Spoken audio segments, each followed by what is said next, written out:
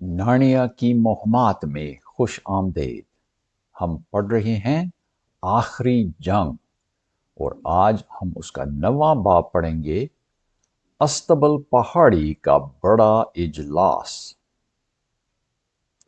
آپ کو یاد ہوگا کہ انہیں بہت بری خبر سنائی گئی۔ کچھ دیر تک وہ نہ بول پائے نہ رو پائے۔ پھر زیور نے اپنا کھر زمین پر مارا، اپنا عیال ہلایا اور وہ کہنے لگا، راجا جی، اس نے کہا، ابھی مشورہ کی ضرورت نہیں رہی۔ ابھی معلوم ہوتا ہے کہ بن مانس کا منصوبہ ہمارے خیال سے بہت گہرا ہے۔ بے شک وہ بہت دیر سے ٹسراک کے ساتھ سازش بناتا رہا ہوگا، اور جیسی ہی اس کو شیر کا جلد مل گئی، اس نے اس کو کیر پارویل اور نارنیا پر قبضہ کرنے کی خبر بھیجی۔ ابھی اور کوئی راستہ نہیں سوائے واپس استبل پہاڑی پر جا کر سچائی کا پیغام پیش کرنا اور اس مہم کا انتظار کرنا جو ازلان ہمارے لیے چاہتا ہے۔ اور اگر ہم معجزے سے ان 30 کیلورمینی فوجی کو ہرا دیں جو اس بن مانس کے ساتھ ہیں، پھر ہم کو مڑ کر ان سے لڑ کر مرنا ہوگا جو ابھی کیر پارویل سے آنے کی تیاری میں ہیں۔ ٹیرین نے ہاں میں سر ہلایا، پھر وہ بچوں سے مخاطب ہوا، ابھی میرے دوست، آپ کو اپنی دنیا میں واپس جانے کا وقت آ گیا ہے۔ بے شک آپ نے وہ کچھ کیا جس کے لیے آپ یہاں بھیجے گئے تھے۔ لیکن ہم نے کچھ نہیں کیا ہے، جل نے کہا۔ وہ کچھ کانپ رہی تھی، سردی کی وجہ سے نہیں بلکہ ہولناک حالات کی وجہ سے۔ نہیں، راجا نے کہا، آپ نے مجھے آزاد کیا، اور آپ نے پھر میرے آگے جا کر پچھلی رات کو پزل کو قابو کیا، اور آپ یوسٹس نے اپنے مقابلے فوجی کو مروایا۔ لیکن آپ بہت کم عمر کے ہیں کہ اس رات کی جنگ میں آئیں، جبکہ زیادہ امکان ہے کہ خون خرابے میں وہ انجام پائے گا۔ میں آپ سے درخواست کرتا ہوں، نہیں، میں آپ کو حکم دیتا ہوں کہ اپنی جگہ چلے جائیں۔ یہ میرے لیے شرم کی بات ہوگی اگر اتنے کم عمر کی فوجی کو اپنے ساتھ ایسی لڑائی میں لے جاؤں۔ نہیں، ایسا نہیں، جل نے کہا، اور بات کرتے وقت وہ بے رنگ اور پھر لال اور پھر بے رنگ ہو گئی۔ آپ جو کچھ کہیں، ہم نہیں جائیں گے، جیسے بھی ہو ہم سب اکٹھے رہیں گے، کیوں یوسٹس، ایسا ہے نا؟ جی ہاں، لیکن اتنے زیادہ جذباتی ہونے کی کوئی ضرورت نہیں، یوسٹس نے کہا۔ اس نے سوچے بغیر اپنے ہاتھ اپنے جیب میں ڈالا تھا، اور اس کو معلوم نہیں تھا کہ زنجیر کی قمیض پہن کر یہ کتنا عجیب لگتا ہے، کیونکہ بات کچھ اس طرح ہے کہ یہ ہمارا فیصلہ نہیں ہے۔ واپس جانے کے بارے میں بات کرنا فضول ہے۔ ہم کیسے جائیں؟ ہمارے پاس کوئی ایسا جادو نہیں ہے جس سے ہم جا سکتے ہیں۔ اور یہ بات سچ تھی، لیکن یوسٹس کی یہ بات جل کو بہت بری لگی۔ جب بھی دوسرے لوگ جذباتی ہو جاتے تھے، یوسٹس کو حقیقت بیان کرنے کا بہت شوق تھا۔ جب ٹیرین کو یقین ہو گیا کہ یہ دونوں اس وقت تک اپنے گھر واپس نہیں جا سکتے جب تک کہ ازلان ان کو نہ لے جائیں، تب اس کی خواہش تھی کہ وہ جنوبی پہاڑیوں سے ہو کر ارچن لینڈ کو جائیں، جہاں شاید محفوظ رہیں۔ لیکن ان کو راستہ کا علم نہیں تھا، اور ان کے ساتھ جانے والا بھی کوئی نہیں تھا۔ اور پاگن نے کہا کہ اگر کیلورمینی لوگ نارنیا پر قبضہ کر لیتے ہیں تو یقیناً وہ اگلے ہفتوں میں ارچن لینڈ کو قبضہ کر لیں گے۔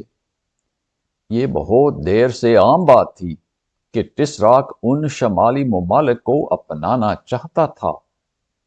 آخر جب یوسٹس اور جل نے بہت ضد کی تب ٹیرین کو ماننا پڑا کہ وہ آ جائیں، اور اس نے معقول بات کی کہ وہ مہم قبول کریں جو ازلان ان پر بھیجنے والا ہے۔ راجا کا پہلا خیال تھا کہ استبل پہاڑی، اور اب وہ اس کے نام سے بھی تھک گئے تھے، کو اس وقت جائیں جب اندھیرا چھا جائے، لیکن بونے نے ان کو بتایا کہ اگر دن کے وقت جائیں تو شاید وہاں کوئی نہیں ہوگا سوائے کوئی کیلورمینی چوکیدار کے۔ سب جانور اس بن مانس اور اس بلی کی باتوں سے بہت زیادہ خوف زدہ تھے۔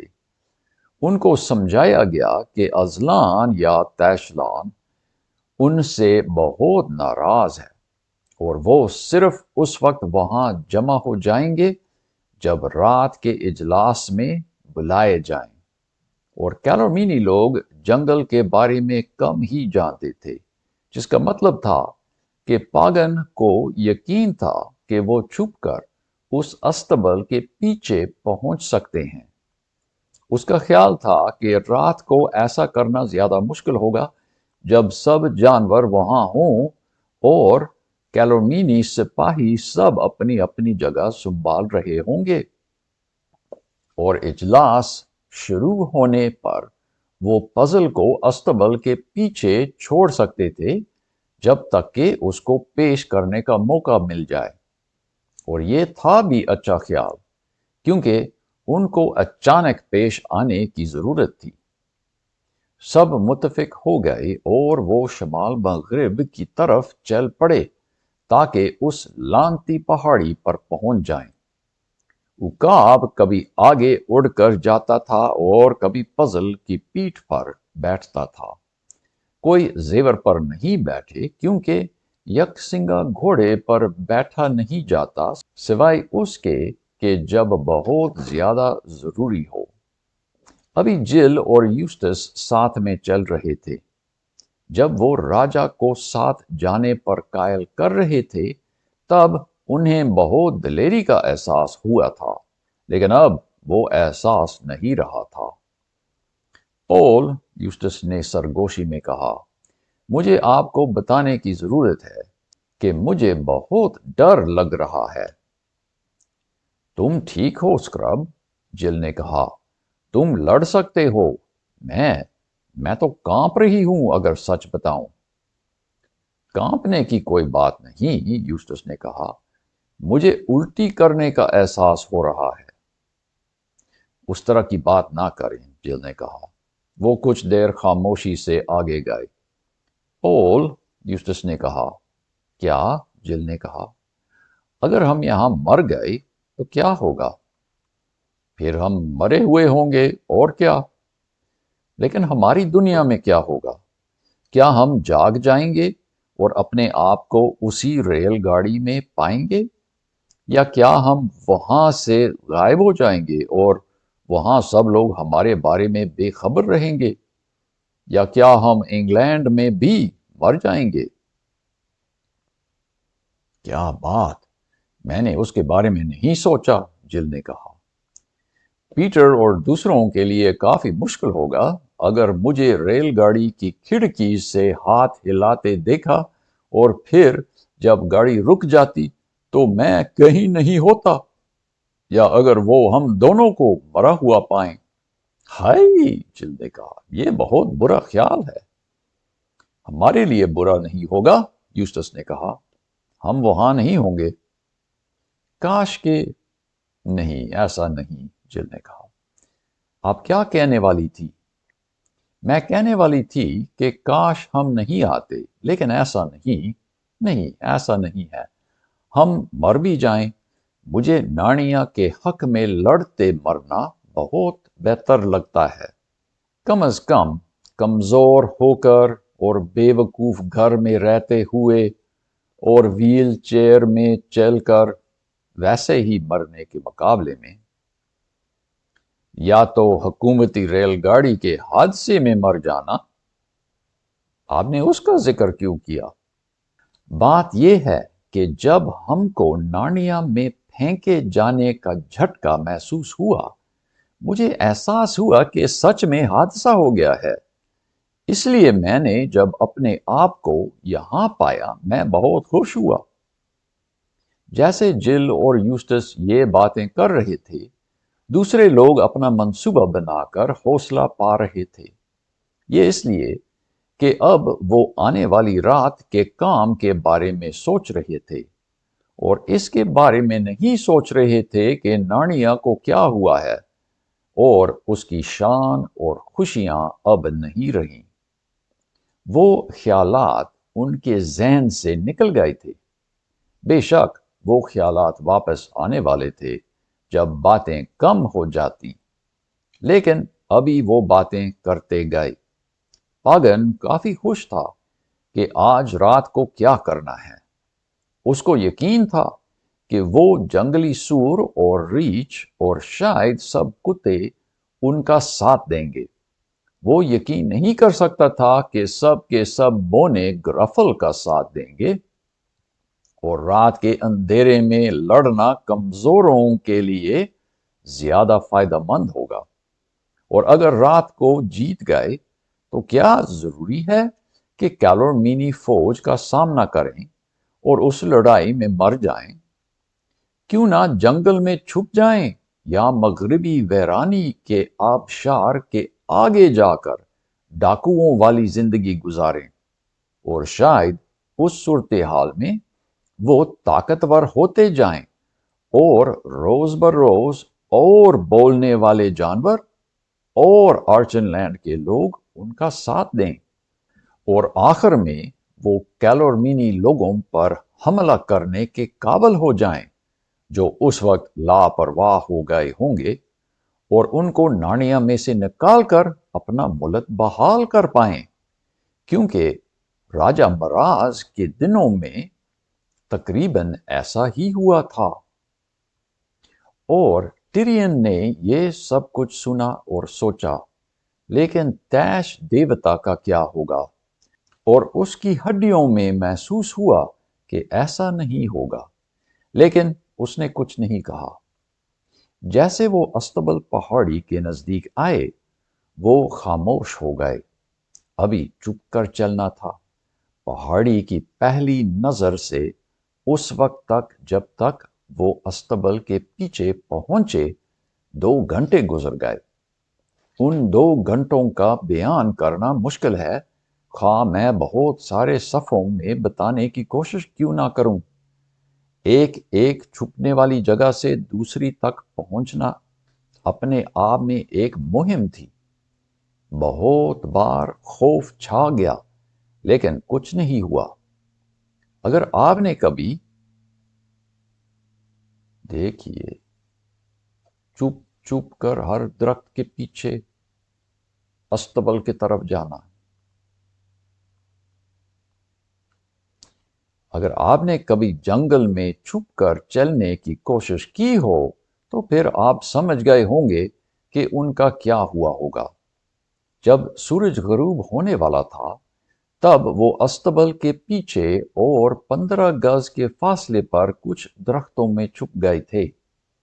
کچھ بسکٹ کھا کر وہ لیٹ گئے، اور یہ سب سے مشکل مرحلہ تھا، انتظار۔ بچے کچھ سوئے، جو کہ اچھی بات تھی، لیکن وہ اس وقت جاگ گئے جب ابھی سردی تھی اور ان کو پیاس بھی لگی تھی، جو کہ اب بوجھنے کی نہیں رہی۔ پزل کھڑا کانپ رہا تھا اور اس نے کچھ نہیں کہا۔ ٹیرین نے زیور کے ران پر اپنا سر رکھا اور وہ اتنا آرام سے سو گیا جتنا کہ اگر کیر پاراویل میں اپنے پلنگ میں ہوتا۔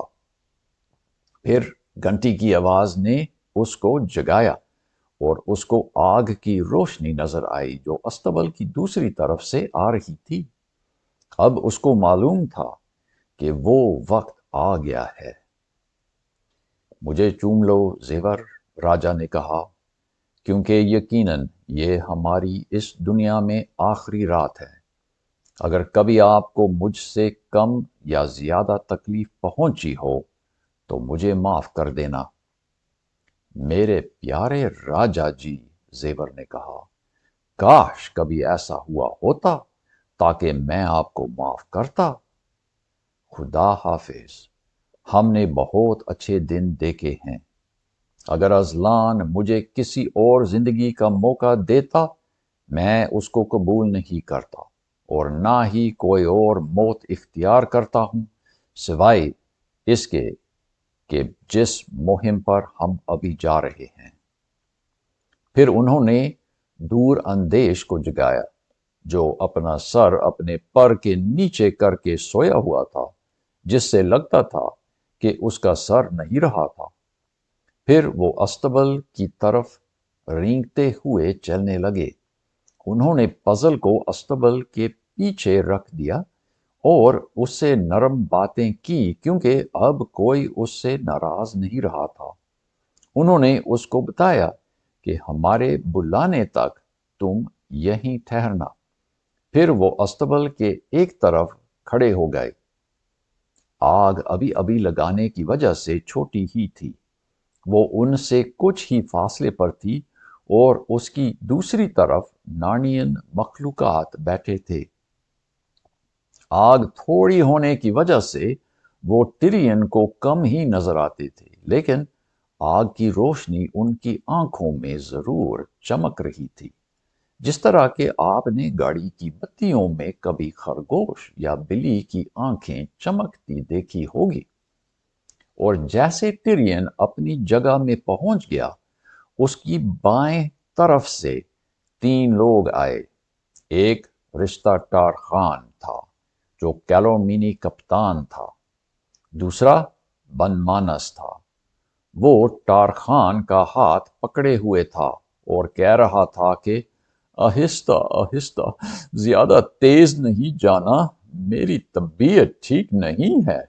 ہائے میرا سر، آدھی رات کو یہ اجلاس میرے لیے بہت زیادہ مشکل ہے۔ بن مانس رات کو سوتے ہیں، میں نہ چوہا نہ چمگادڑ ہوں۔ ہائے میرا سر۔ بن مانس کی دوسری طرف بہت آرام اور سینہ نکالتے ہوئے جنجر بلی چل رہی تھی۔ وہ ابھی آگ کی طرف جا رہے تھے اور ٹیرین کے بالکل قریب سے گزر رہے تھے۔ وہ آسانی سے اس کو دیکھتے اگر اس کی طرف دیکھتے، لیکن انہوں نے ایسا نہیں کیا۔ پھر بھی ٹیرین نے رشتہ کو کہتے سنا کہ ابھی بلی، اپنی جگہ پر جاؤ اور اپنی فنکاری خوب ادا کرنا۔ میاؤ میاؤ، بے شک کروں گی، جنجر نے کہا۔ پھر وہ آگ سے کچھ فاصلے پر ان لوگوں میں بیٹھ گئی جو آگ کی دوسری طرف سے دیکھ رہے تھے۔ کہنے کا مطلب کہ وہ سامعین میں بیٹھ گئی، کیونکہ سچ میں پورا سلسلہ ایک ڈرامہ کی طرح تھا۔ نارنین مخلوقات اپنی اپنی کرسیوں میں بیٹھے سامعین تھے، استبل کے سامنے کی گھاس میں پھیلے ہوئے۔ بن مانس اور کپتان ان کے آگے ان سے مخاطب ہونے کے لیے تیار تھے، جس طرح کے اسٹیج پر ہوں۔ استبل اور ان کے پیچھے اسٹیج کا منظر بنا ہوا تھا اور وہیں ٹیرین اور اس کے دوست کھڑے ہو کر اس میں سے دیکھ رہے تھے، اور دیکھنے کے لیے یہ جگہ بہت خوب تھی۔ اگر ان میں سے ایک بھی ایک قدم آگے آگ کی روشنی میں بڑھ جاتے تو تمام آنکھیں اس پر ہوتیں، لیکن جب تک وہ اسی چھاؤں میں کھڑے ہوئے تھے ان کو دیکھنا نہایت مشکل تھا۔ رشتہ ٹارخان نے بن مانس کو آگے کیا، آگ کے نزدیک۔ وہ دونوں سننے والوں کی طرف دیکھ رہے تھے، جس کا مطلب تھا کہ ٹیرین اور اس کے دوست ان کے پیچھے تھے۔ دیکھیے کیا منظر، یہاں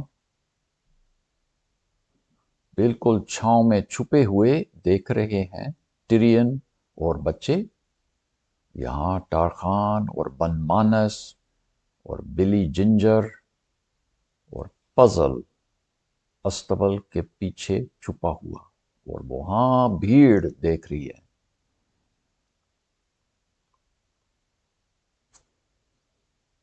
اب بندر، رشتہ ٹارخان نے سرگوشی میں کہا، وہی بات کرو جو ہم نے تمہارے منہ میں ڈالی تھی، اپنا سر اوپر کرو۔ اور یہ بات کرتے وقت اس نے بن مانس کو پیچھے سے اپنے پاؤں کی انگلی سے لات ماری۔ مجھے چھوڑ دو، شفٹ بڑبڑایا، لیکن وہ کچھ سیدھا ہو گیا اور ابھی اونچی آواز میں کہنے لگا، اب میری بات سنو تم لوگ، بہت افسوس کی بات ہوئی ہے، ہاں بہت بری بات، نارنیا میں سب سے بری بات ہوئی ہے۔ اور ازلان، تیشلان بیوقوف، رشتہ ٹارخان نے سرگوشی میں کہا۔ میرا مطلب تیشلان، بے شک، بن مانس نے کہا، بہت ناراض ہو گیا ہے۔ خوف سے بھری ہوئی خاموشی پھیل گئی اور مخلوقات نے سزا سننے کا انتظار کیا۔ وہ جو استبل کے پاس میں کھڑے تھے دم بخود ہو گئے۔ اب کیا ہوگا؟ جی ہاں، بن مانس نے کہا، ابھی اور اسی وقت وہ خطرناک ہستی ہمارے درمیان ہے، یہیں اس استبل میں جو ہمارے پیچھے ہے۔ کسی غلط جانور نے وہ کچھ کیا جو تم سوچو گے کہ کسی کو جرت نہیں ہوگی، خواہ وہ خطرناک ہستی یہاں سے 1000 میل دور ہو تو۔ اس نے اپنے اوپر شیر کا جلد لگا رکھا اور ان ہی جنگلوں میں پھرتے ہوئے اپنے آپ کو ازلان پیش کرنے کی کوشش کی ہے۔ ایک لمحے کے لیے جل نے سوچا کہ کیا بن مانس پاگل ہو گیا ہے؟ کیا وہ سچ بتانے والا ہے؟ تمام جانوروں نے شور کیا کہ یہ کتنی بری بات ہے۔ وہ گرجے کہ وہ کہاں ہے، وہ کون ہے، مجھے اس کو کاٹنے دو۔ وہ پچھلی رات کو دیکھا گیا، بن مانس چلایا، لیکن وہ بھاگ گیا۔ وہ گدھا ہے، بے شک، عام ناکام گدھا، اور اگر تم میں سے کسی نے دیکھا ہو، جانور سارے گرجے، ہم اس کو پکڑیں گے، ہم سے وہ بچ جائے نہیں تو۔ جل نے ٹیرین کی طرف دیکھا، اس کا منہ کھلا تھا اور اس کے چہرے پر خوف کے تاثرات تھے۔ پھر جل کو سمجھ آئی کہ یہ لوگ کتنی چالاکی کر رہے ہیں۔ اپنے جھوٹ میں تھوڑی سی سچائی ملا کر وہ اس کو زیادہ طاقتور بنا رہے تھے۔ ابھی ان جانوروں کو سمجھانا کہ گدھے پر شیر کا جلد لگانے سے وہ لوگ دھوکہ کھا گئے تھے، بن مانس صرف یہ بولے گا کہ دیکھو، میں نے تم کو کہا تھا۔ ابھی پزل کو ان کے سامنے شیر کی جلد میں پیش کرنے سے کیا فائدہ ہوگا؟ وہ اس کو ٹکڑے ٹکڑے کر دیں گے۔ جتنی ہوا ہمارے بادبان میں تھی اب نہیں رہی، یوسٹس نے سرگوشی میں کہا۔ ہمارے پاؤں کے نیچے کی زمین اب نہیں رہی، ٹیرین نے کہا۔ لانتی ہوشیاری، پاگن نے کہا۔ قسم کی بات کہ یہ اس بلی جنجر کی چالاکی ہے۔ اب وہ پزل کو پیش کیسے کر سکتے ہیں؟ اب کیا حل نکل سکتا ہے؟ اگلے چیپٹر میں دیکھنا پڑے گا۔ خدا حافظ، خدا آپ کو خوش رکھے۔